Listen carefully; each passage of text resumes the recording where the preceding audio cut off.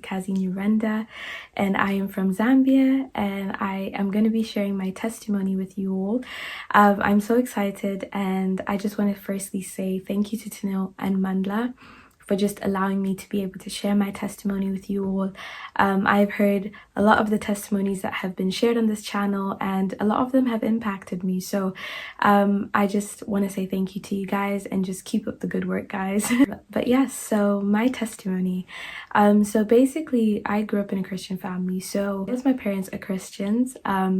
My dad is a worship leader, and so growing up, I have been surrounded by faith, and so I knew a lot about Jesus. I knew who Jesus was.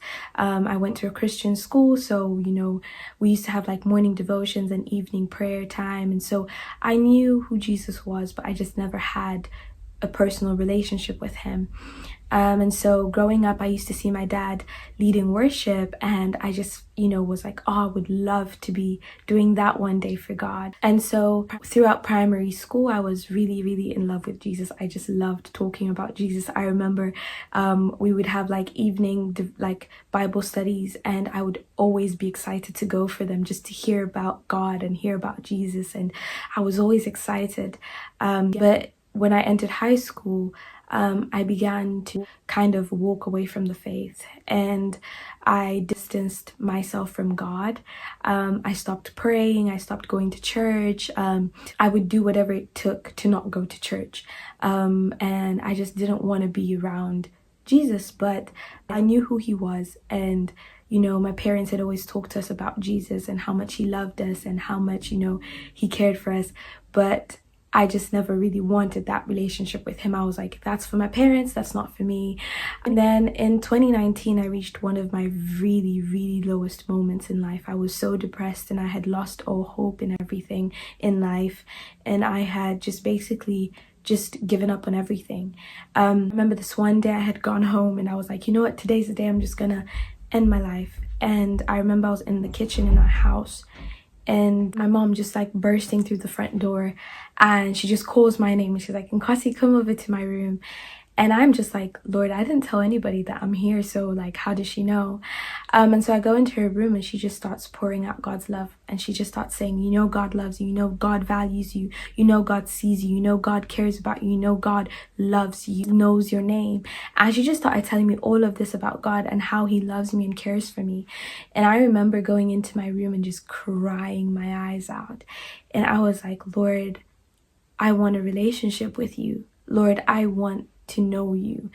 And that was the day I asked Jesus into my life. And at the end of 2019, I got baptized, and I began my journey with the Lord. And I remember towards the end of 2021, we were coming to we're about to finish our A-levels, and I remember my teacher asked all of us, like, what do you guys want to do when you finish A-levels? And I remember being like, I don't know what I want to do, but all I know is I want to serve God.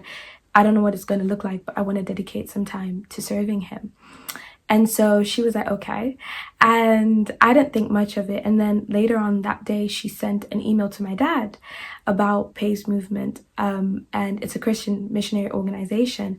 And I remember I went home that day, and my dad was telling me all about it and reading it out to me. And I just remember saying, like, I want to do this. Like, I want to go for this. I want to serve the Lord. I want to step into this. And so in 2022, around October time, I left home, and I started my journey with the Lord in the UK and serving in the UK with Pais movement.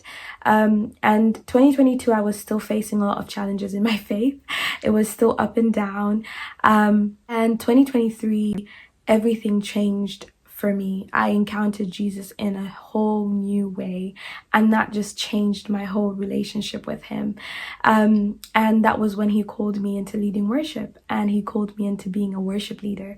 And I remember I went for a worship night, and I just remember being like, I want to step into that, Lord. And growing up and seeing my dad leading worship and seeing how God would move mightily at a worship night, I just remember like so many of my key moments in my faith that I could remember in high school was always when we would have worship in our school. I just remember always encountering the presence of God. And in high school, I remember I was like, Lord, I want to do that for you one day. I want to lead worship for you. And so in 2023, God called me into stepping into leading worship for him. And I was so scared at the start. I was like, Lord, I don't know if I can do this, because I struggled so much to even talk in front of people. So I was like, Lord, talking it's already hard enough for me. Like, what more leading people and, into the presence of God. And I remember God saying to me, I will be with you and equip you, and I will anoint you for it. I just felt the Lord saying, like, I want you to use your voice for my kingdom.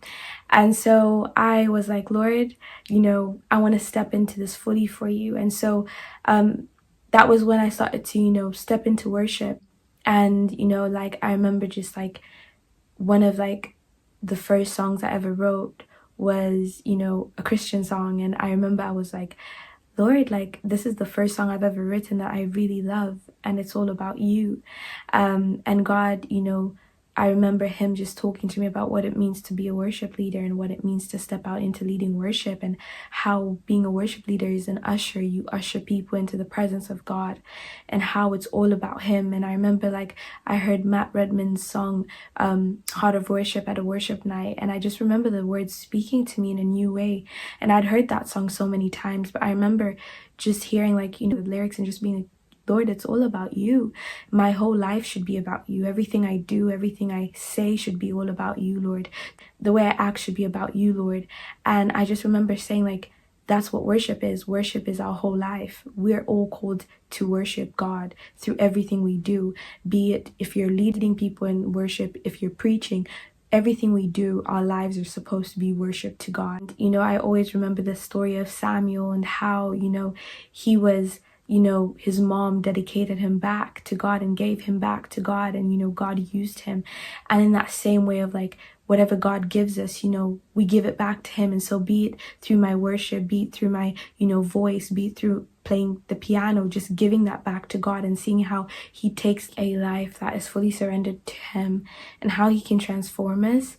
And, like, in 2019, I was so down that I could never even see myself ever getting out of where I was. And God literally, came and rescued me from where I was. And, he pulled me out of my mess that I found myself in, took me out of that, and still helped me and gave me, a new meaning to life. Still showed me his love and still cared for me. And even now, when sometimes I make mistakes, God's still like, look, I'm here and I love you.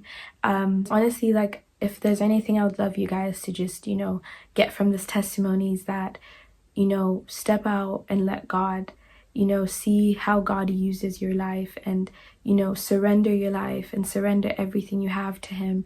We're all called to a life of worship. We're all called to to lay down our lives and, surrender everything that we have to him in whatever form it is that we are called to a life of worship and surrender. And so I hope this testimony encourages you to just lay down your life and give it all to him. Give everything that you have to Jesus and see what he does with your life. He loves you so much, and he has a plan for your life and a purpose for you. And, he wants the best for you. And so all I would say is lay it down, surrender, worship, and see what God does with it.